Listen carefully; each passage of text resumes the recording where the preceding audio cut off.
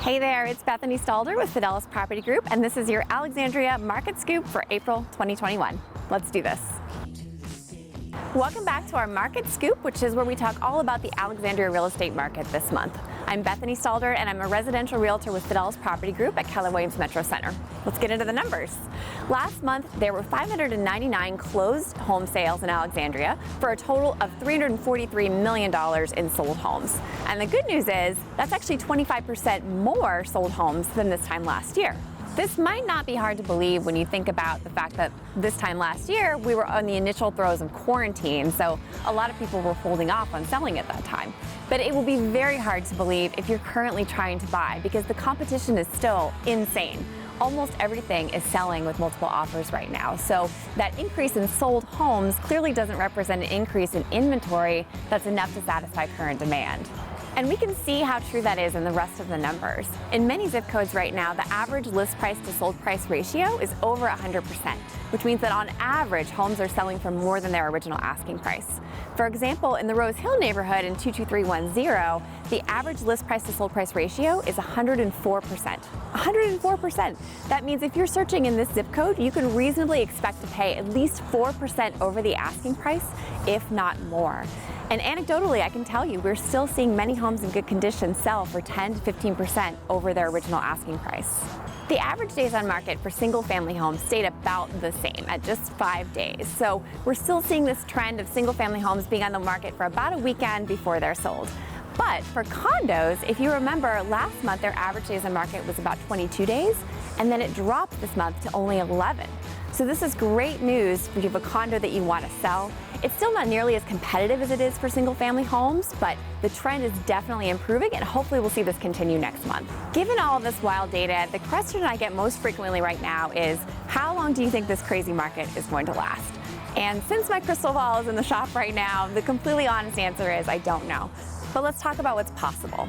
In a normal year, the spring market is always the busiest and most competitive compared to the other seasons. A lot of people want to buy during the spring for a variety of reasons.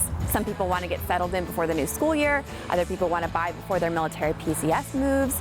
There are a number of reasons, but spring is always the most hectic time for real estate. So in a normal year, we always have a very busy spring, followed by a little bit of a slowdown as we head into the late summer and early fall.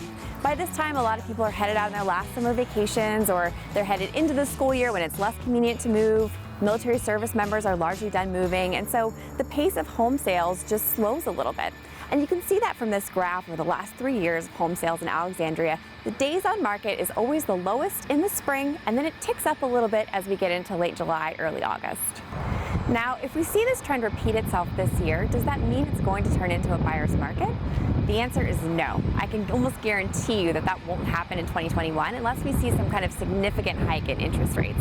There simply isn't enough inventory here to satisfy the demand from people who want or need to buy.